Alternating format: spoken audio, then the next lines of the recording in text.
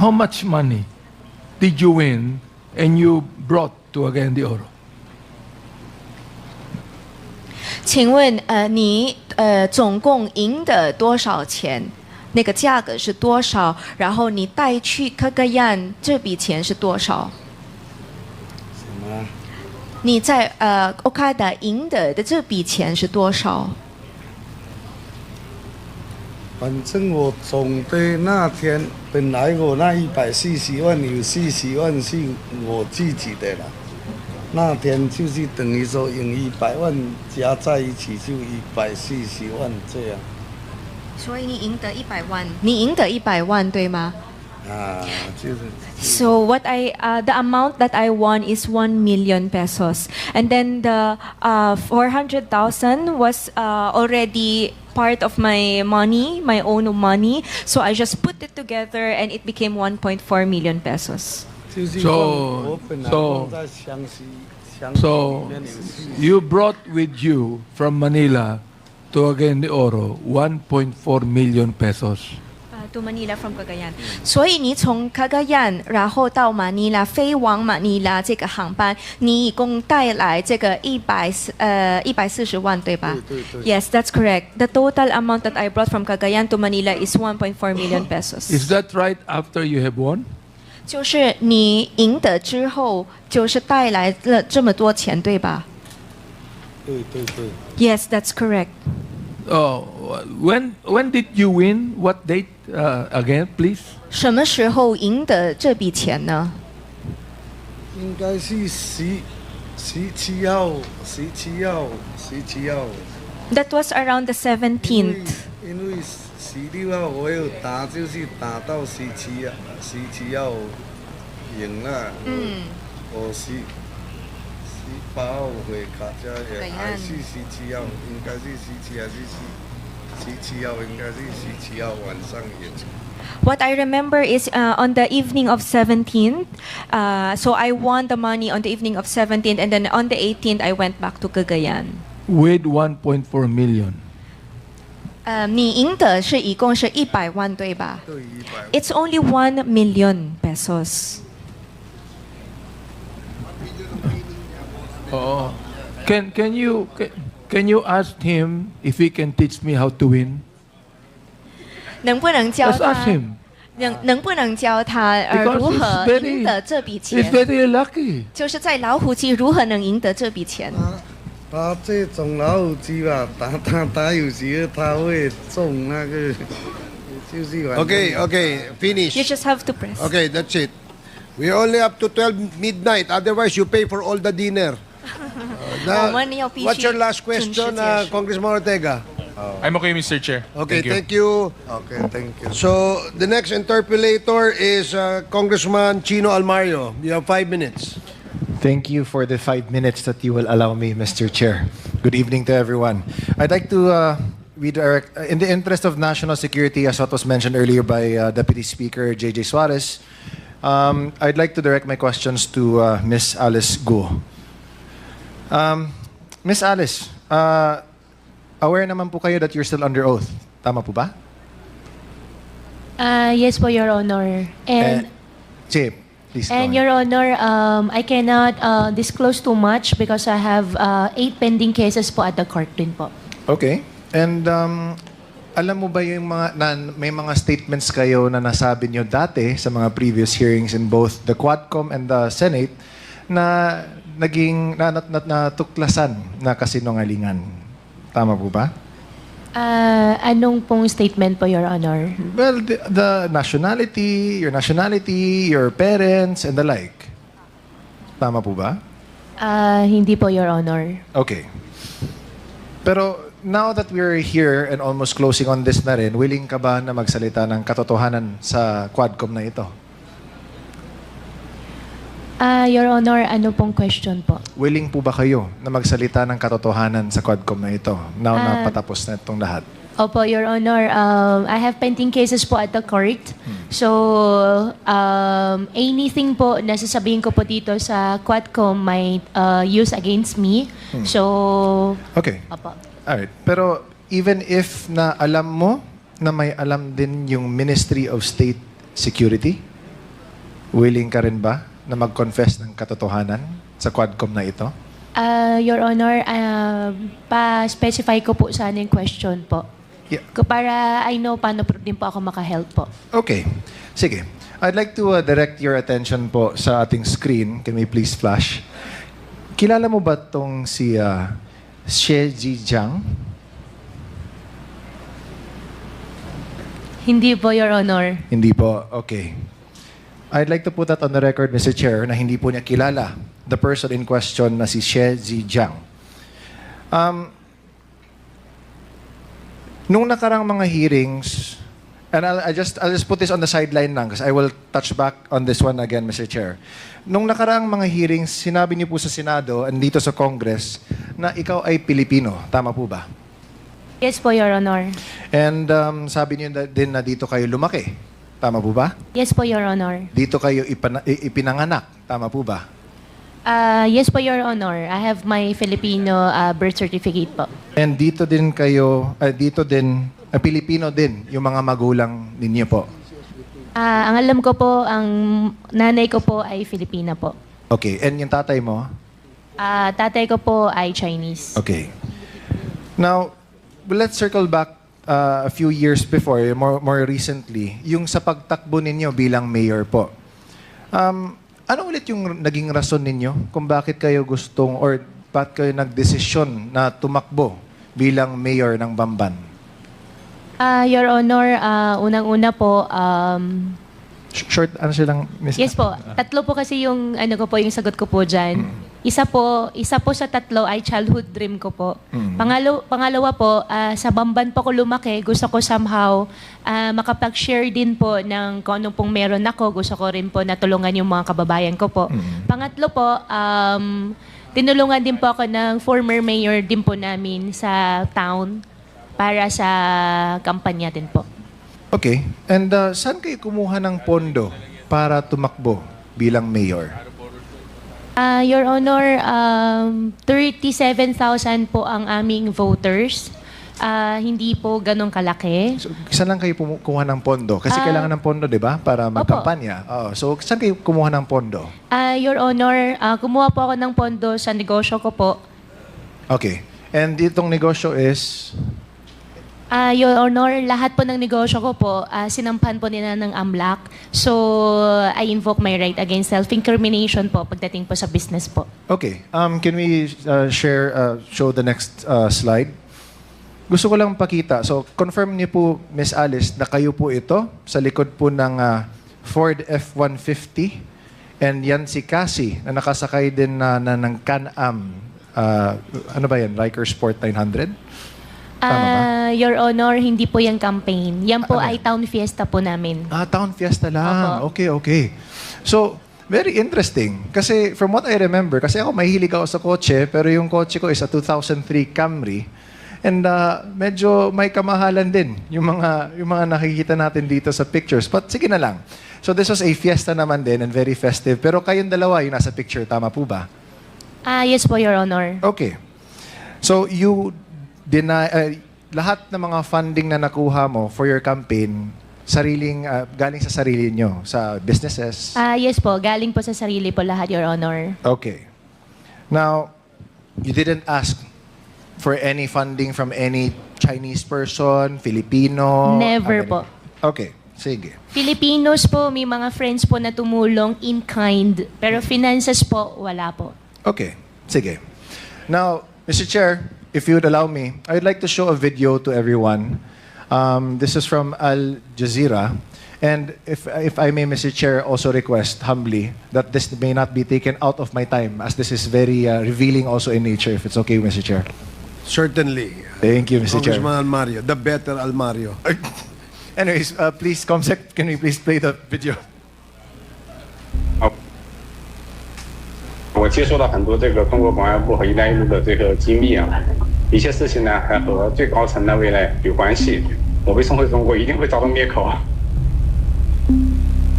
Wang Fugui met Sher in prison and says he witnessed an attempted attack on him. 60-70个泰国人对我们10多个中国人进行那个无差别的袭击。为什么知道是针对佘志安先生呢？是因为这些泰国人相互说话当中，就是有在找佘志江，那个时间是他律师会见的时间，然后所以说躲避了这一次袭击。 Thai prison authorities did not respond to our request for comment. Wang spent 5 years in jail battling charges related to credit card fraud before being found not guilty.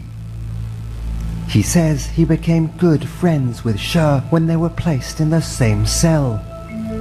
He's now the custodian of many of the tycoon's alleged secrets. 他有在亚太上留下很多那个待解密的那些档案，目前受到他的那个授权所解密的那些内容只是部分的内容而已，但是这些内容涉及到了那些国安人员的名单。He allows us to take a look. One file in particular catches our attention.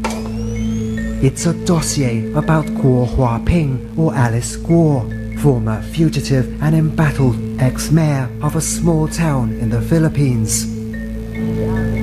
Now in police custody, Guo is being investigated for alleged ties to scam operations and money laundering. He's also accused of being a Chinese spy. 菲律宾的这个郭华平的，我用这个手机来跟他通过话，当时呢还要的。 She says Guo once asked him to help fund her political campaign. 那我更不想得罪这个菲律宾政府了，所以一直就或者没有给钱。 Guo has repeatedly insisted she was born in the Philippines, a prerequisite for office holders in the country. But She's dossier lists China as her place of birth. Guo had previously claimed she's the daughter of a Filipino woman.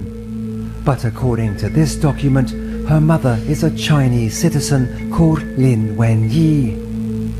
The dossier also lists a family address in China's Fujian province. This is what our researcher finds when he visits the local office of the Chinese Communist Party. At a nearby village, residents shown photographs of Guo recognize her as the daughter of Lin Wenyi, the same name that appears in She's dossier. They say Guo was born here and only moved away towards the end of 2002. She says he has a message for the former mayor.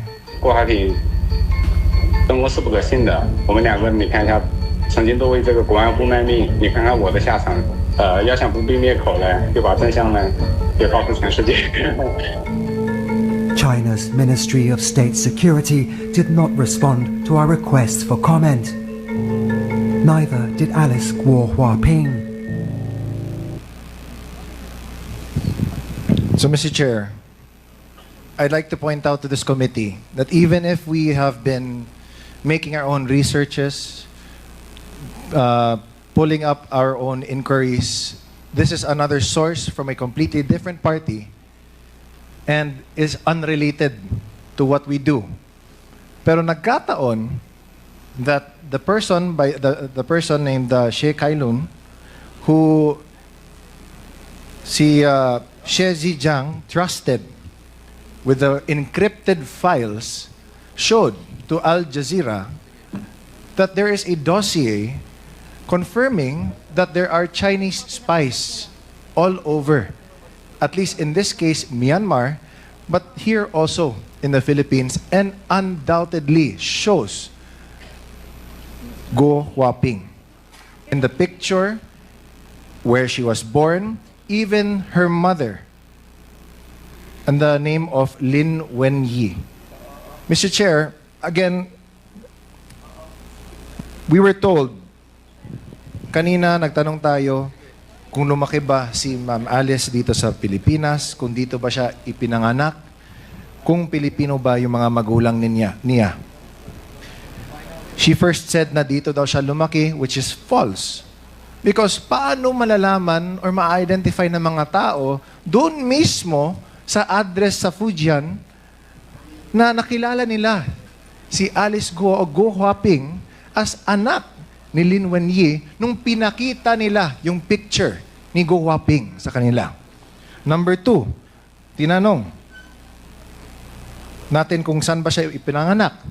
Nakita na nga. Doon mismo. She left daw late of 2002. Sabi pa ng mga tao na in-interview ng Al Jazeera doon mismo sa Fujian. And might we take note, Mr. Chair, na sa video, nung pinuntahan nila yung address na nakalagay sa dossier, sa encrypted dossier, is a local office ng Communist Party of China. So, Mr. Chair, I think this in itself speaks volumes na. No? Again, nakakainis na time and time again, dinideny ni Go Huaping lahat ng mga questions na tinatanong namin sa kanya. Okay. Again, let me ask. Go Huaping, kilala mo ba si Xie Zhijiang? Yes or no? Your Honor, yung si Zhijiang na sinasabi niyo po, yan po ba yung pinakita niyo po kanina sa akin sa picture? Correct. Hindi ko po siya kilala. At sana po, Your Honor, Mr. Chair, makuha ko rin po yung details. Gusto ko po magdemanda. Hindi ko po sila kilala. Hindi natin madidemanda, Miss Alice, dahil kasi he's in jail in Thailand. And the reason why he's speaking the truth now is because, as he was saying din in the video, although hindi lang pinakita dito, is that he is also being illegally detained daw, sabi niya. Kaya sa galit niya, he wants to speak also the truth out to the world na iniipit na rin siya ng Chinese Ministry of State and Security. So, what does he have to lose? That's why nga sinabi nga niya sa inyo, Miss Go Huaping, na tell the truth. Don't fall to the same mistakes that he has done. Kasi nga, he also fears for your life. Remember, nung Senate hearing, na you mentioned na you didn't want to name names because you feared for your life. And because of that, the Senate granted you security and asylum within the PNP's compound. Ngayon, na nag-executive session na kayo, sabi ng Senate na there was nothing to go about except for one name na hindi pa din namin alam. But if we look at it, there is no doubt, kitang-kita na. Hindi na galing mismo dito sa Quadcom, pero in an international company whose job is to search for the truth worldwide. So, Mr. Chair, I'd like to submit this video na this is confirmation that what we've been trying to unearth here, marami na din dyan na nakikita din that corroborates not from us but from other parties as well. Which also means that this Quadcom should also be the avenue for which other people should also go to us to reveal more of the truth kasi kailangan din natin yung kompletong katotohanan. Which is why this is an open call to action, Mr. Chair, sa lahat ng mga nanonood ng Quad Committee meetings natin, na kung may alam kayo, lalo na nakakatulong ito sa pagtingin, sa pagkuha ng katotohanan, please come forward. Kasi this is national security also at stake. She's been denying na may kilala siya, na ultimo, sinasabi niya na ilang beses na siya tinawagan para humingi ng campaign funds. Kung hindi niya alam yun, or if he was saying, if it wasn't even in the same timeline, then he wouldn't have said that. Diba? Timing. Elections natin, doon din siya, tumakbo din siya, humingi siya ng tulong. It all adds up. It all lines up. So, Mr. Chair, I'd like to submit this video to the committee, and I hope na people really try this time na mas marami pa na will come forward to speak truth to this matter. Thank you, Mr. Chair. Thank you, Congressman Almario. So, before we recognize the next interpellator, may tanong lang ako kay Miss Go Huaping. So, hindi mo kilala yon, ano? Your Honor, unfair naman po para sa akin. Hindi ko po siya kilala at never po ako humingi ng campaign fund entirely. Never po ako humingi ng campaign fund during my campaign period. At nung video na pinakita po ni Congressman Chino po kanina, hindi ko po siya kilala. At gusto ko rin po na iparating sa lahat ng kababayan ko at buong Pilipinas na rin po. Mahal ko pang Pilipinas. Kasi nabanggit dun sa video na you're probably a spy. Hindi po ako spy. So hindi ka spy. Totally po, hindi po ako spy. Hindi ikaw yung nasa picture.